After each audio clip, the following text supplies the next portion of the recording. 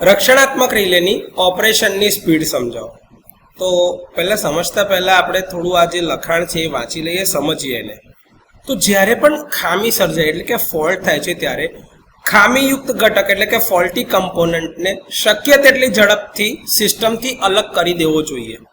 એના કારણ એટલા માટે છે કે જો ફોલ્ટ કરંટ લાંબા સમય સુધી ચાલુ રહેશે તો એક તો ઉપકરણને નુકસાન કરશે, બીજું કે ફોલ્ટ કરંટ જ્યારે સિસ્ટમમાંથી વહેતો હશે ત્યારે કરંટ જો હવે વધારે છે એના રેટેડ વેલ્યુ કરતાં તો વોલ્ટેજ ઓછો હશે તો સિસ્ટમનો વોલ્ટેજ ઘટાડે છે. આ ઘટાડેલો વોલ્ટેજ જો લાંબા સમય સુધી ચાલુ રહેશે તો હેલ્ધી જે મોટર ચાલતી હશે, મોટરના એક સ્ટાર્ટરની અંદર નો વોલ્ટ કોઇલ આપેલી હોય છે, એ નો વોલ્ટ કોઇલને એનર્જાઇઝ કરે છે અને મોટર ચાલતી બંધ થઈ જશે. આ ખામી જો સમયસર દૂર ન થાય અથવા તો જલ્દી દૂર ન થાય તો એ બીજા હેલ્ધી સેક્શનમાં પણ વિભાજિત થાય છે અથવા તો આગળ વધતી જાય છે, જેના કારણે હેલ્ધી સેક્શનના કામને પણ એ નુકસાન પહોંચાડે છે.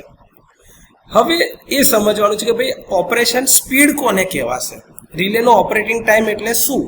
તો કે રિલેની એક્ચ્યુએટિંગ ક્વોન્ટિટી. તો એક્ચ્યુએટિંગ ક્વોન્ટિટી એટલે કે ઓપરેટિંગ ક્વોન્ટિટી. વોલ્ટેજ હોય, કરંટ હોય, પાવર હોઈ શકે છે, વોલ્ટેજ અને કરંટ બંને વચ્ચેનો એંગલ હોઈ શકે છે, ફ્લક્સ હોઈ શકે, ફ્રીક્વન્સી જે પણ હોય એની એક પિકઅપ વેલ્યુ હોય કે જેના પછી રિલેનો ઓપરેટ થવાનું છે.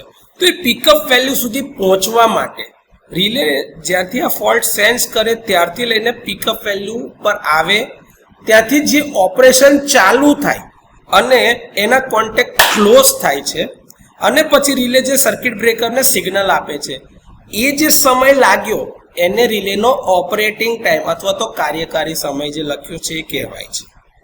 સમજો ફરીથી, એક્ચ્યુએટિંગ ક્વોન્ટિટી એટલે ધારો કે કરંટનું મૂલ્ય વધ્યું, રિલે સેન્સ કર્યું, હવે એની પિકઅપ વેલ્યુ સુધી પહોંચે છે અને એના કોન્ટેક્ટ ક્લોઝ થાય છે ત્યાં સુધી જે સમય લાગ્યો એ સમયને રિલેનો ઓપરેટિંગ ટાઈમ કહેવામાં આવે છે. આ ઓપરેટિંગ ટાઈમ એ ચોક્કસ મૂલ્ય કરતાં ઓછો ના હોવો જોઈએ, એટલે કે એની એક ડિફાઇન કરેલી સ્પીડ હોય કે આટલા ટાઈમ પછી ઓપરેટ થાય એવું બી જરૂરી છે. અને અમુક કિસ્સામાં રિલેની ઓપરેટિંગ સ્પીડ ખૂબ જ ઊંચી હોવી જોઈએ, એટલે કે રિલે ફોલ્ટ આવે તરત જ એને ક્વિકલી ક્લિયર કરતા હોવા જોઈએ.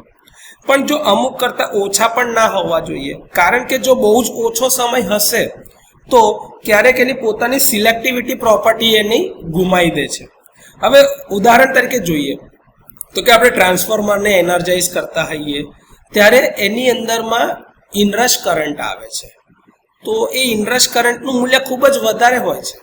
અથવા તો મોટરને જ્યારે તમે શરૂ કરતા હોય, ચાલુ કરતા હોય ત્યારે એનો સ્ટાર્ટિંગ કરંટ ખૂબ જ ઊંચો હોય છે.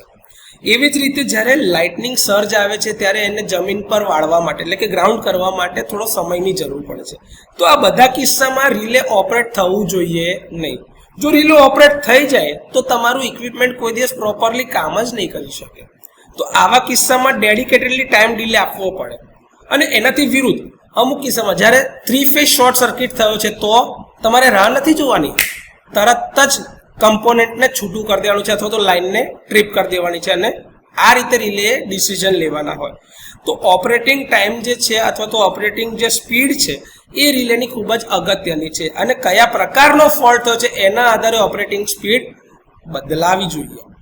વધુમાં એવું જોવા આવીએ તો કે ટાઈમ ગ્રેડિંગ સિસ્ટમમાં રિલે માટે ચોક્કસ સમય જરૂરી છે, તો જ રિલેના કોઓર્ડિનેશન થઈ શકશે. તો રક્ષણાત્મક રિલેની ઓપરેશનની સ્પીડ માટે આટલું તમારે જાણવું જરૂરી છે.